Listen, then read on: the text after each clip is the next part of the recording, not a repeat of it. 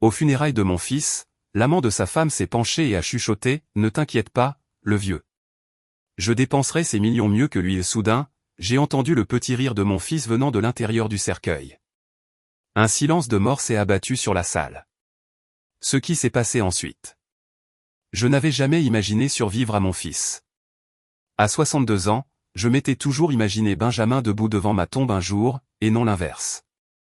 Mais j'étais là, le 18 mars 2024, au funérarium Allemand, dans le nord-est de Portland, fixant un cercueil en acajou qui contenait mon garçon de 37 ans. L'air sentait le lys et la pluie. Benjamin avait l'air paisible dans son costume bleu marine, les mains croisées sur sa poitrine. Une crise cardiaque massive, disait-il. Un arrêt cardiaque soudain à son bureau, à 37 ans.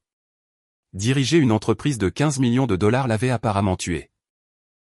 Je me tenais au premier rang, les jointures blanches. À côté de moi était assise Victoria, la femme de Benjamin depuis 9 ans.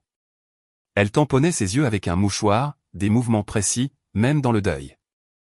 Une robe de créateur noir, des cheveux sombres tirés en arrière à la perfection. Mais quelque chose sonnait faux. Ses larmes venaient exactement au bon moment. Sa main ne cherchait jamais tout à fait la mienne. Le chagrin de Victoria semblait calculé. Ensuite, il y avait Bradley Carson, l'associé de Benjamin. Il se tenait près du fond, costume coûteux, parfaitement taillé. Campbell Carson Enterprises était leur bébé depuis une décennie. Benjamin s'occupait des opérations. Bradley gérait les finances. Mais Bradley ne regardait pas le cercueil. Il regardait Victoria. Chaque fois qu'elle bougeait, ses yeux la suivaient. Lorsqu'elle parlait aux invités, il se penchait en avant. Lorsqu'elle touchait ses cheveux, sa mâchoire se crispait. Le service s'éternisait. Quand vint le moment des derniers adieux, je me suis approché du cercueil. « Tu vas me manquer, fils », elle chuchotait. « Je suis désolé de n'avoir pas pu te protéger. » Victoria s'est approchée ensuite, plaçant une rose blanche sur la poitrine de Benjamin. La veuve éplorée jouant son rôle à la perfection. C'est à ce moment-là que Bradley est apparu à mes côtés. Je n'avais pas remarqué son approche, mais soudain, il était là, assez près pour que je puisse sentir son eau de Cologne. Il s'est penché vers mon oreille. « Ne t'inquiète pas, le vieux », a-t-il chuchoté. « Je ferai meilleur usage de ces 15 millions qu'il ne l'a jamais fait. » Les mots m'ont frappé comme un coup physique. Je me suis tourné pour le fixer, mais son visage était neutre, ennuyé. Autour de nous, les funérailles continuaient. Personne d'autre n'avait entendu. Avant que je puisse réagir, il s'est éloigné vers la sortie, et mon cœur martelait. Pourquoi Bradley dirait-il cela? Que savait-il de l'argent de Benjamin? Et pourquoi semblait-il si confiant? J'ai regardé de nouveau le cercueil. Mon fils gisant là, paisiblement mort. Et quelque chose, concernant sa mort, a soudain semblé très anormal. Victoria acceptait les condoléances près de l'entrée, belle dans son chagrin. Mais maintenant, je remarquais des choses que j'avais manquées. Ses yeux ne se remplissaient jamais tout à fait de larmes. Elle vérifiait son téléphone quand elle pensait que personne ne regardait. Elle et Bradley se tenaient juste un peu trop proches. Le funérarium s'est vidé. Les gens me tapotaient l'épaule. « Je suis tellement désolé pour votre perte, Henry. » Alors que les derniers invités sortaient, j'ai regardé vers Victoria, près du livre d'or. Sa main gauche reposait sur la table, et là, accrochant la lumière, se trouvait l'alliance de Benjamin. Le simple anneau en or que je l'avais aidé à choisir il y a 9 ans. La bague qu'il portait chaque jour, celle qu'il avait juré de ne jamais enlever. Cette bague était censée être à son doigt, dans le cercueil, mais elle n'y était pas. Elle était sur la main de Victoria, à son annulaire droit. Alors que les invités partaient, j'ai remarqué quelque chose qui m'a glacé le sang. L'alliance de Benjamin, celle qu'il n'enlevait jamais, était au doigt de Victoria, pas au sien. Pourquoi l'aurait-elle prise avant l'enterrement, à moins qu'elle ne sache qu'il n'en aurait plus besoin. Pour des raisons que je commençais seulement à comprendre. Je n'ai pas dormi cette nuit-là. À l'aube, je savais que je devais trouver des réponses. À 7 heures du matin, je conduisais sous la pluie de Portland vers le Legacy Good Samaritan Medical Center. Si quelque chose clochait avec la mort de Benjamin, quelqu'un l'aurait remarqué. Le docteur Emily Grant était plus jeune que je ne le pensais, peut-être au début de la quarantaine, avec des yeux fatigués derrière des lunettes à monture métallique. Quand je me suis présenté comme le père de Benjamin, son expression s'est adoucie de sympathie. J'ai besoin de comprendre ce qui s'est passé, ai-je dit. Benjamin était en bonne santé. Comment un homme de 37 ans peut-il tomber raide mort? Elle a ouvert son dossier, fronçant légèrement les sourcils. L'autopsie a montré un arrêt cardiaque massif. Son cœur s'est simplement arrêté. Y avait-il quelque chose d'inhabituel? Le docteur Grant a hésité. La rigidité cadavérique s'est installée anormalement vite. Généralement, cela prend plusieurs heures, mais le corps de votre fils montrait une rigidité avancée beaucoup plus tôt. Qu'est-ce qui causerait cela? Un effort physique extrême, certains médicaments, des facteurs environnementaux, a-t-elle fait une pause, ou si l'heure du décès a été rapportée incorrectement? Mon sang s'est glacé. Incorrectement. Votre fils a été amené par son partenaire commercial, qui a rapporté l'avoir trouvé vers 18h30. Mais les preuves physiques suggéraient qu'il aurait pu être décédé depuis plus longtemps. Bradley. Bradley avait passé cet appel. À midi, j'étais chez Campbell Carson Enterprises, dans le Pearl District. Nicole Davis, la réceptionniste, a levé les yeux, les paupières rougies. Monsieur Campbell, je ne m'attendais pas, je voulais voir le bureau de Benjamin. Son expression a vacillé. Monsieur Carson a dit de le garder scellé. Il est ici tous les soirs depuis que c'est arrivé. Il travaille tard, fouille dans les dossiers. Tous les soirs, fouillant dans les dossiers de Benjamin. Et le jour où Benjamin est mort, ai-je demandé. Nicole a réfléchi un instant. Il est parti vers 17h, il a dit qu'il avait un endroit où aller, mais ensuite il a appelé le 911 à 18h30, disant qu'il avait trouvé Benjamin effondré. La chronologie ne correspondait pas. Si Bradley était parti à 17h mais avait appelé à 18h30, où était-il allé? Est-ce que Benjamin semblait inquiet ces derniers temps? Elle a baissé la voix. Il agissait bizarrement, il était secret. Il m'a demandé de faire des copies de dossiers financiers, mais m'a dit de ne pas les enregistrer, et il a changé ses mots de passe d'ordinateur sans le dire à Monsieur Carson. Les portes de l'ascenseur se sont ouvertes. Bradley Carson en est sorti. Son visage a pâli quand il m'a vu. La panique a vacillé dans ses yeux avant que son expression ne se lisse. « Henry, qu'est-ce que tu fais ici? » « Je récupère les affaires de mon fils. » Les avocats ont conseillé de garder tout scellé. Sa main tremblait alors qu'il ajustait sa cravate. Une fois la succession réglée. « Pourquoi es-tu ici tous les soirs, Bradley? » Sa mâchoire s'est crispée. Quelqu'un doit faire tourner l'entreprise. Tu étais ici le soir où il est mort. Nicole a dit que tu étais parti à 17h. J'ai donné ma déposition à la police. Sa voix est devenue défensive. Benjamin s'est effondré vers 18h30. Je l'ai trouvé et j'ai appelé à l'aide. Mais tu es parti à 17h. Je suis revenu. J'avais oublié quelque chose. Trop rapide. Qu'est-ce que tu avais oublié? Henry, je comprends que tu cherches des réponses, mais la mort de Benjamin était une tragédie, pas un mystère. Il s'est approché. Et honnêtement, enquêter sur les choses, ce n'est pas bon pour toi. Le stress, ton propre cœur. Pourquoi enquêtes-tu? Je me suis figé. Je n'avais pas dit que j'enquêtais. J'avais dit que je récupérais des objets personnels, mais Bradley avait utilisé ce mot. Ses yeux ont dardé vers Nicole, puis sont revenus vers moi. Je ne voulais pas dire enquêter, rentre juste chez toi, Henry. Repose-toi. J'ai marché vers l'ascenseur, sentant son regard brûler mon dos. Le trajet de retour semblait interminable. Une rigidité cadavérique rapide. Des incohérences chronologiques. Bradley fouillant les dossiers chaque nuit. Benjamin changeant ses mots de passe. Quelque chose n'allait vraiment pas. Alors que je me garais dans mon allée, mon téléphone a vibré. Un texto d'un numéro inconnu. Papa, je sais que tu cherches des réponses. Retrouve-moi sur la tombe de maman. Minuit. Viens seul. B. Mes mains tremblaient. C'était impossible. Benjamin était mort. J'avais vu son corps. Mais. Et si je ne l'avais pas vu? Ce soir-là, Victoria a appelé. Sa voix était douce, vulnérable. Mais je n'étais plus dupe. Henry, nous devons parler. Il y a quelque chose à propos de Benjamin que tu devrais savoir. Peux-tu venir à la maison? Tout mon instinct me disait de ne pas y aller, mais si Victoria avait des réponses, je devais les entendre. La maison de West Hills était située sur un flanc de colline surplombant les lumières de Portland. Victoria a ouvert la porte dans une robe en soie noire, les cheveux détachés, ressemblant à une sortie de magazine, même en plein deuil. Merci d'être venu. Elle a fait un geste vers le canapé en cuir. Puis-je te servir quelque chose? Un bourbon? Ça ira. Elle s'est versé du vin, des mouvements gracieux et délibérés. Puis elle s'est assise en face de moi, la robe bougeant alors qu'elle croisait les jambes.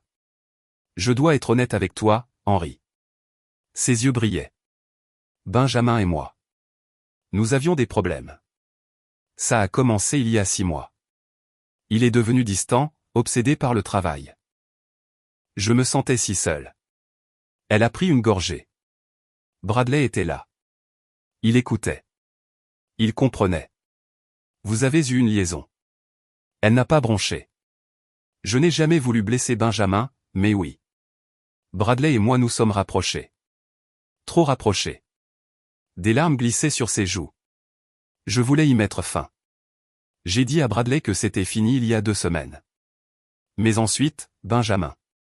Sa voix s'est brisée. Je n'ai jamais eu la chance d'arranger les choses. Presque crédible. Mais j'avais vu sa performance aux funérailles. Pourquoi me dire cela? Parce que je ne veux pas de secret entre nous. Tu es la seule famille qu'il me reste. Elle s'est penchée en avant. Et je m'inquiète pour toi, Henry. Es-tu allé au bureau? As-tu parlé à quelqu'un? Nous y voilà. Je suis allé récupérer les affaires de Benjamin. Ses yeux se sont aiguisés malgré les larmes. As-tu parlé à Bradley? Brièvement. Qu'est-ce qu'il a dit? Je l'ai observé attentivement. Pas grand-chose. Pourquoi? Victoria s'est levée, marchant vers la fenêtre. Bradley est stressé par l'entreprise. Il peut sembler sur la défensive, mais c'est juste le chagrin. Elle s'est retournée, son expression plus dure maintenant. As-tu parlé à quelqu'un d'autre? Nicole? La police? Devrais-je le faire? Non, je juste. Elle a posé son verre. Je m'inquiète pour toi, Henry. Ta santé, le stress de tout ça. Je vais bien. Vraiment? Elle s'est rapprochée, s'asseyant sur la table basse directement devant moi. Ta maladie cardiaque. Catherine m'en a parlé avant de mourir. À quel point tu dois faire attention. Comment le stress pourrait? Elle a touché ma main. Catherine est morte d'une crise cardiaque, n'est-ce pas? Elle n'avait que 54 ans. Ces choses-là sont héréditaires. Mon sang s'est transformé en glace. Ce n'était pas de l'inquiétude. C'était une menace. Le chagrin peut être dangereux pour un homme de votre âge, a continué Victoria, sa voix douce, mais ses yeux froids. Tout cette enquête, poser des questions. Le stress n'est pas bon pour toi. Tu devrais te reposer. Laisse Bradley et moi gérer les choses. Laisse les avocats tout trier. Elle a serré ma main. Promets-moi que tu prendras soin de toi.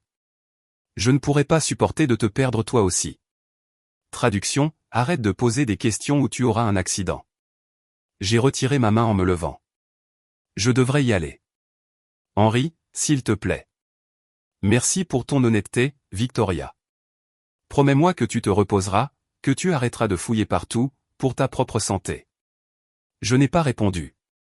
Dans mon camion, mes mains tremblaient alors que je sortais mon téléphone. J'avais enregistré toute la conversation par instinct, démarrant l'application dictaphone dès que je m'étais assis. Une partie de moi savait que j'aurais besoin de preuves, et je les avais obtenues. Sa menace concernant ma maladie cardiaque. Son avertissement d'arrêter d'enquêter. Chaque mot calculé avait été capturé. Mon téléphone a vibré avant que je puisse assimiler le tout. Un autre texto de B, est-ce qu'elle t'a menacé? Mon souffle s'est coupé. Comment quelqu'un pouvait-il savoir ce qui venait de se passer à l'intérieur de cette maison? À moins qu'il n'ait observé. À moins que Benjamin ne soit vraiment vivant. J'ai tapé en retour avec des doigts tremblants. Qui est-ce? La réponse est venue immédiatement. Minuit. La tombe de maman. Viens seul. Je t'expliquerai tout. Je suis resté assis devant la maison de Victoria, regardant sa silhouette passer devant les fenêtres. Rien dans la mort de Benjamin n'avait de sens. La rigidité cadavérique rapide, la chronologie de Bradley, les menaces de Victoria, et maintenant ces messages de quelqu'un qui savait des choses qu'il ne devrait pas savoir. Demain, à minuit, sur la tombe de Catherine, j'aurai des réponses, même si ces réponses étaient impossibles. Le trajet vers le cimetière Laurel-Hurst ressemblait à un déplacement dans un rêve. Les rues de minuit de Portland étaient vides, la pluie tapant contre mon pare-brise. La tombe de Catherine se trouvait sous un vieux chêne, et là, dans les ombres, se tenait une silhouette que j'avais enterrée ce matin-là. Benjamin. Mon fils est sorti de la lumière. Vivant, réel. Papa, sa voix s'est brisée. Je suis désolé que tu aies dû traverser ces funérailles. Je ne pouvais pas parler. Il m'a attiré dans une étreinte qui semblait impossiblement solide pour un fantôme. Comment? Dr Richard Stone, mon colocataire d'université. Il est cardiologue. Il m'a aidé à simuler ma mort en utilisant un médicament qui imite l'arrêt cardiaque. Paralysie temporaire, rythme cardiaque indétectable. Le docteur Grant a signé le certificat de décès basé sur les symptômes. Le funérarium ne s'est jamais douté de rien. Il a sorti son téléphone et a lancé une vidéo. Victoria et Bradley dans un appartement. Une fois que Benjamin est hors jeu, on partage les 15 millions, disait Bradley. L'entreprise, les actifs, tout.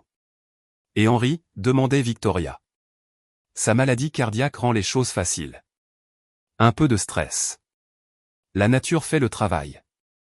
Mon sang s'est glacé. Il planifie cela depuis 6 mois, a dit Benjamin. Bradley a détourné 4,2 millions de dollars sur 2 ans. J'ai trouvé les divergences et installé des caméras cachées il y a 3 semaines. Et Victoria. Sa mâchoire s'est crispée. Son journal.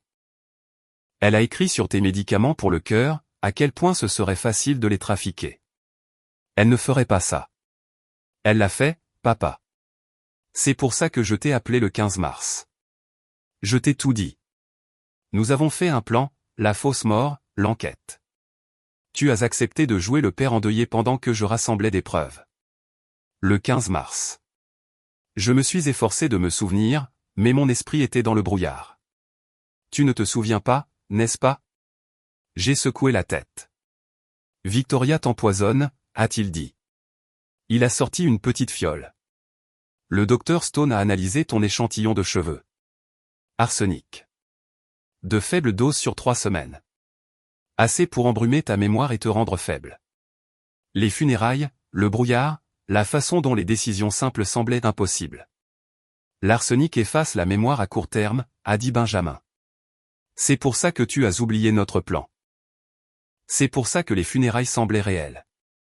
Parce que dans ton esprit, j'étais mort. Mes jambes ont lâché.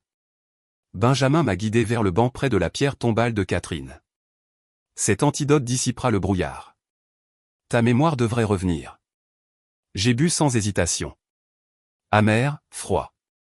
Nous sommes restés assis en silence.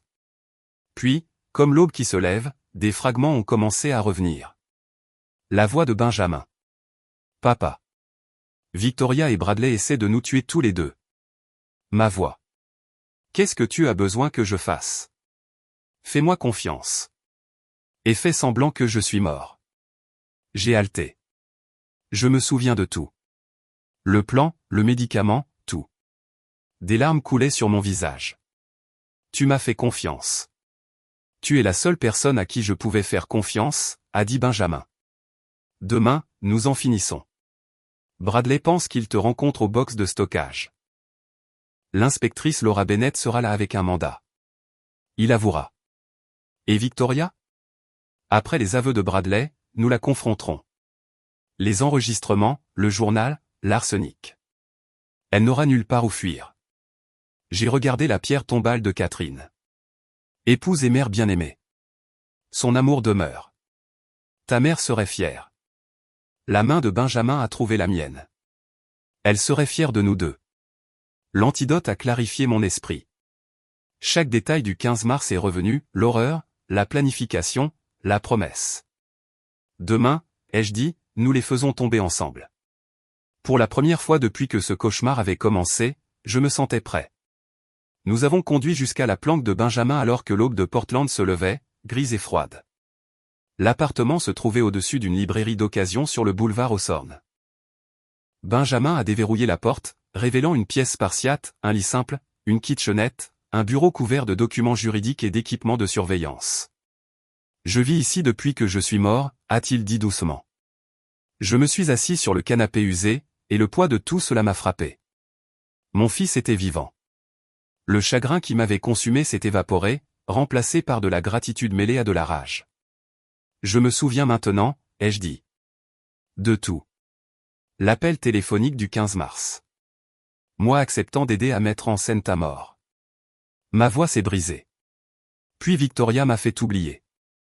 Benjamin s'est assis à côté de moi. C'était ça, les vraies retrouvailles. Deux hommes qui avaient survécu à une conspiration ensemble. Enfin capables de le reconnaître. Je suis désolé de t'avoir fait subir ces funérailles, a-t-il dit. Tu m'as sauvé la vie. J'ai agrippé son épaule. L'empoisonnement. Stone l'a confirmé. Benjamin a hoché la tête sombrement. L'échantillon de cheveux montrait de l'arsenic. De petites doses sur 3 semaines, combinées aux médicaments pour la mémoire. Une autre semaine, peut-être 2, et elle t'aurait tué. Catherine a flashé dans mon esprit. Crise cardiaque à 54 ans. Victoria avait-elle étudié cette mort, apprenant à la reproduire?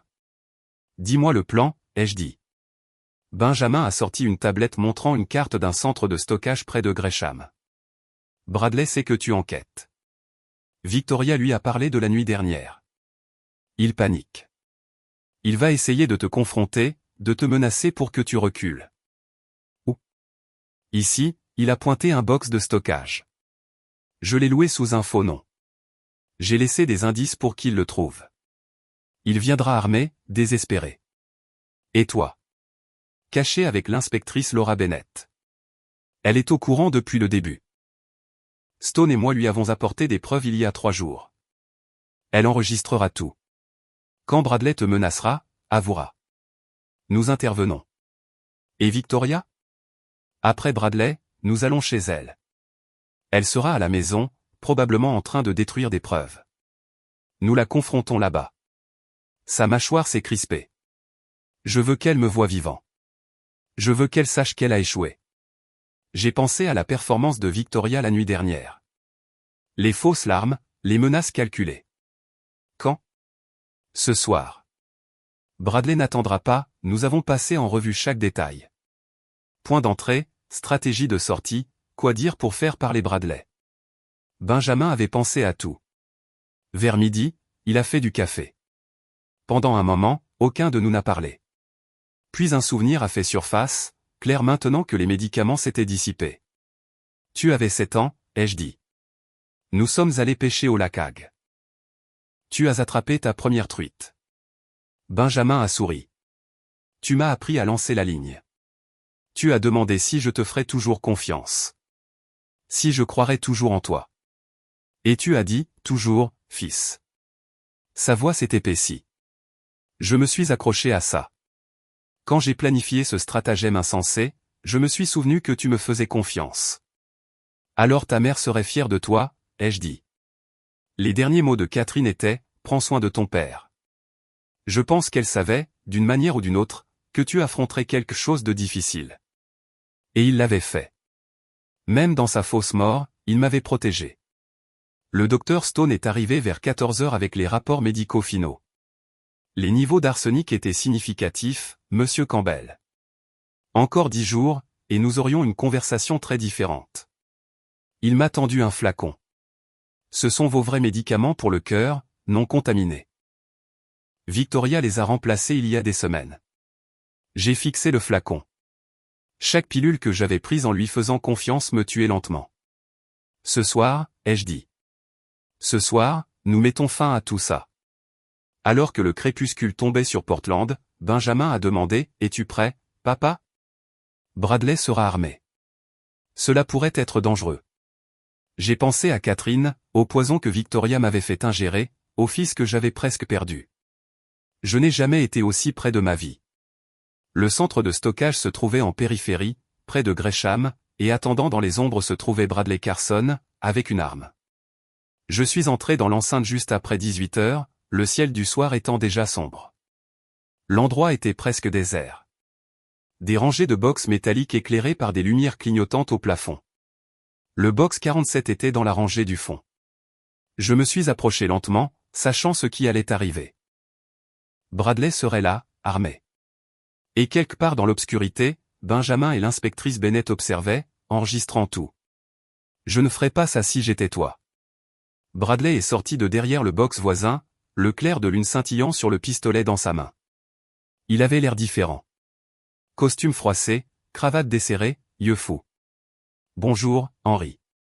Je me demandais quand tu trouverais cet endroit. J'ai gardé mes mains visibles. Benjamin m'a parlé de ça. Ses yeux se sont rétrécis. Benjamin est mort. L'est-il? La question est restée suspendue dans l'air. La mâchoire de Bradley s'est serrée, réalisant que je savais quelque chose. Que as-tu fait? J'ai juste commencé à poser des questions. Des questions auxquelles tu ne voulais pas répondre. Tu aurais dû rester en dehors de ça, le vieux. L'arme tremblait. Tu aurais dû juste faire ton deuil et nous laisser gérer les choses. Gérer les choses. Comme détourner 4,2 millions de dollars? Son visage est devenu blanc. Comment as-tu? Benjamin a découvert il y a 3 mois. Les comptes offshore, les dossiers falsifiés. Tu savais qu'il allait t'exposer. Il allait me détruire. Tout ce pourquoi j'avais travaillé, il allait le prendre pour un peu d'argent qui aurait dû être le mien de toute façon. Alors, tu as décidé de le tuer. Victoria a rendu ça facile. Elle voulait en sortir. Elle voulait l'argent. Tout ce que j'avais à faire, c'était fournir les moyens. Mon sang s'est glacé. Et moi? Quel était le plan pour moi? Bradley a ri durement. Tu es le dernier obstacle, Henry. Une fois que tu es parti, Victoria et moi partageons tout. 15 millions. Et le versement de l'assurance.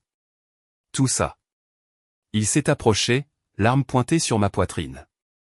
Ta maladie cardiaque rend ça parfait. Arrêt cardiaque induit par le stress. Personne ne remettrait ça en question.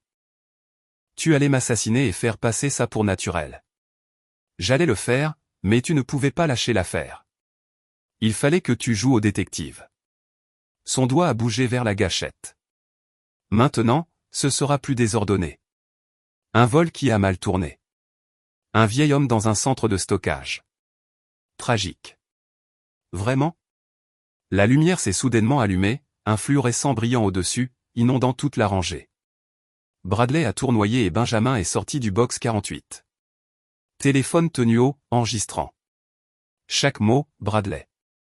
Chaque mot. Le visage de Bradley est passé de la confusion à l'horreur. Non. Tu es censé être mort. Désolé de te décevoir. Bradley a balancé l'arme vers Benjamin. Ce n'est pas possible. Tu as vu ce que nous voulions que tu vois, a dit Benjamin calmement. Ce que tu avais besoin de voir pour montrer ton vrai visage. Et tu l'as fait. Détournement de fonds, conspiration, tentative de meurtre. Tu viens de menacer de tuer mon père devant la caméra. Lâchez votre arme, monsieur Carson.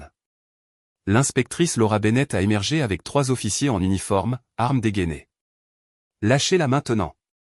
Bradley a regardé autour de lui sauvagement, encerclé. Pendant un moment, j'ai pensé qu'il pourrait essayer de tirer. Son doigt s'est resserré sur la gâchette. Ne fais pas ça, ai-je dit doucement. N'aggrave pas les choses. L'arme a cliqueté sur le béton. Les officiers l'ont forcé au sol, claquant les menottes autour de ses poignets. Alors qu'il le relevait, quelque chose s'est brisé en lui. Victoria savait, a-t-il hurlé. Elle a tout planifié. C'est elle qui vous voulait mort tous les deux. Elle se prépare à fuir. Elle a l'argent. J'ai regardé Benjamin. Je sais, a-t-il dit doucement. C'est pour ça que nous allons chez elle ensuite. La maison de Victoria à West Hills était sombre, à l'exception d'une lumière à l'étage. À travers la fenêtre, je pouvais la voir bouger frénétiquement, en train de faire ses bagages. Nous avions conduit directement depuis le centre de stockage, l'inspectrice Bennett nous suivant. Benjamin a envoyé un texto, Bradley est en garde à vue. Victoria est la prochaine. Nous avons utilisé la clé de Benjamin. La porte s'est ouverte silencieusement. À l'intérieur, c'était le chaos. Des papiers éparpillés partout. Une valise ouverte sur le sol. L'odeur âcre de l'essence. Benjamin et moi avons échangé un regard. L'essence signifiait qu'elle brûlait les preuves. Nous l'avons trouvée à l'étage, fourrant des vêtements dans un sac de créateur. De l'argent liquide, des liasses, gisaient sur le lit. 950 000 $. Victoria. Elle s'est retournée à la voix de Benjamin. Un choc pur a traversé son visage. Sa bouche s'est ouverte, mais aucun son n'est sorti. Non. À peine un murmure. Tu es mort. Benjamin est entré dans la lumière. Désolé de te décevoir. Pendant 3 secondes, elle a juste fixé. Puis le choc est devenu rage. Espèce de bâtard. Elle s'est jetée sur lui. Tu m'as piégé. Tu as simulé ta mort pour me piéger. Benjamin a attrapé ses poignets. Tu as essayé de tuer mon père. Tu l'as empoisonné pendant des semaines. Il gênait. Elle s'est dégagée brusquement. Tout était parfait jusqu'à ce que tu commences à creuser. Nous aurions pu avoir 15 millions, mais il fallait que tu joues au détective. Tu as conspiré pour nous assassiner tous les deux pour de l'argent. Nous méritions cet argent. J'ai gaspillé 9 ans marié à toi. 9 ans à faire semblant. Cet argent était une compensation. Elle a attrapé un bidon d'essence et un briquet. Tu veux des preuves? C'est tout là-haut. Une étincelle et ça brûle. Benjamin s'est avancé. Ne fais pas ça. Le briquet a cliqueté, allumé. Je me suis interposé entre eux. Victoria, s'il te plaît. J'ai gardé ma voix douce. Cela ne doit pas finir par plus de tragédie. Ses yeux ont dardé vers moi, confus. Je sais que tu as peur. Je sais que Bradley t'a manipulé. Je me suis rapproché. Mais quelque part à l'intérieur, tu n'es pas une tueuse. Tu as fait des choix terribles par solitude et avidité, mais tu n'es pas au-delà de la rédemption. Tu ne sais rien, a-t-elle craché, mais sa voix a vacillé. Rends-toi. Laisse les tribunaux décider. N'aggrave pas les choses. J'ai adouci mon ton. Tu as toujours été gentil avec moi au début. Cette personne est toujours en toi. Je n'ai jamais voulu te blesser, Henri. De vraies larmes ont coulé sur ses joues, non calculées cette fois. Tu as toujours été gentil, même quand je ne le méritais pas.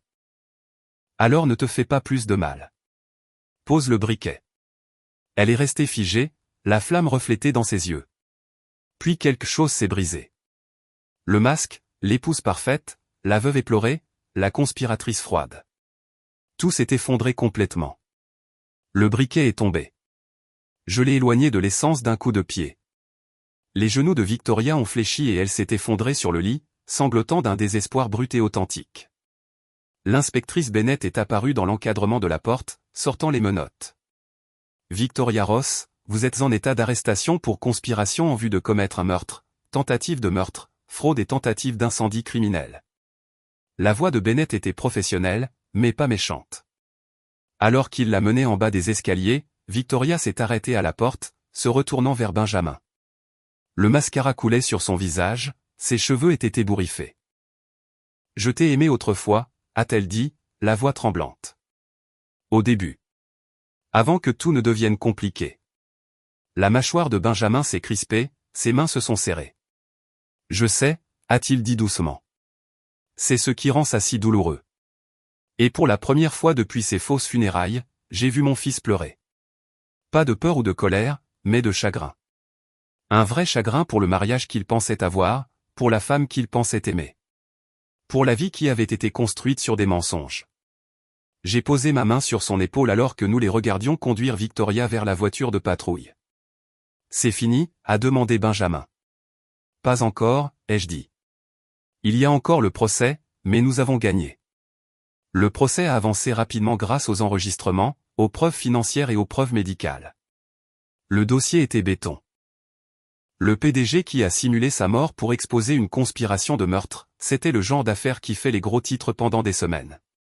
Je me suis assis à côté de Benjamin, regardant Bradley, amené en tenue de prison orange. L'homme d'affaires confiant avait disparu, remplacé par un homme aux yeux vides qui savait que sa vie était finie. Victoria est venue ensuite.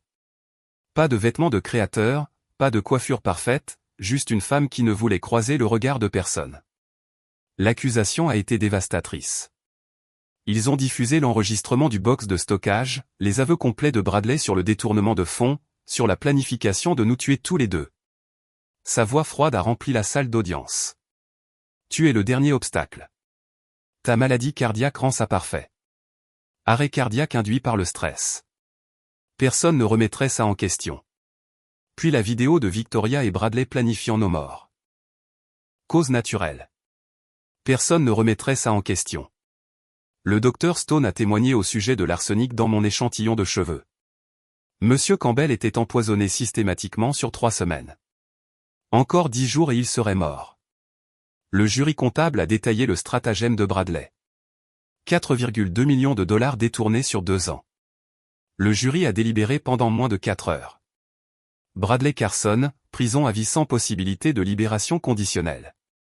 2 chefs d'accusation de tentative de meurtre. Conspiration en vue de commettre un meurtre. Détournement de fonds. Fraude. Victoria Ross, 18 ans. Conspiration en vue de commettre un meurtre. Tentative de meurtre. Fraude. Tentative d'incendie criminel. Lorsque les sentences ont été lues, les yeux de Victoria ont trouvé les miens. Pas de colère, pas de défi, juste de l'épuisement et des regrets. La résurrection légale de Benjamin a pris plus de temps que le procès. Simuler sa mort crée des montagnes de paperasse. Mais le témoignage du docteur Stone a aidé, expliquant la justification médicale, ce médicament de paralysie temporaire utilisé sous supervision dans le cadre d'une enquête légitime. Le juge a été compréhensif. Monsieur Campbell a pris des mesures extraordinaires pour exposer un complot contre sa vie et celle de son père. Bien que je ne puisse pas cautionner la fraude en général, les circonstances étaient exceptionnelles. Benjamin a payé une amende, fait des travaux d'intérêt général, mais il était légalement vivant à nouveau. Campbell Carson Enterprises a été liquidé. Trop de scandales. Mais les 4,2 millions détournés ont été récupérés et les actifs divisés équitablement. Ma santé s'est améliorée régulièrement. Le docteur Martinez a confirmé qu'il n'y avait aucun dommage permanent dû à l'arsenic. Vous êtes plus coriace que vous ne le pensez, Henry. Le jour du prononcé de la peine, le juge a demandé si quelqu'un voulait faire une déclaration. Je me suis levé lentement, la main de Benjamin me soutenant. J'ai regardé Victoria. Elle avait essayé de tuer mon fils, m'avait empoisonné pendant des semaines, effaçant mes souvenirs, se préparant à faire passer ma mort pour naturelle.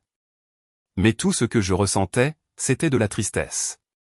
Votre honneur, ai-je dit, ma voix portant à travers la salle d'audience silencieuse. J'espère que la prison lui donnera le temps de retrouver la personne qu'elle était avant que l'avidité ne détruise son âme. La tête de Victoria est tombée.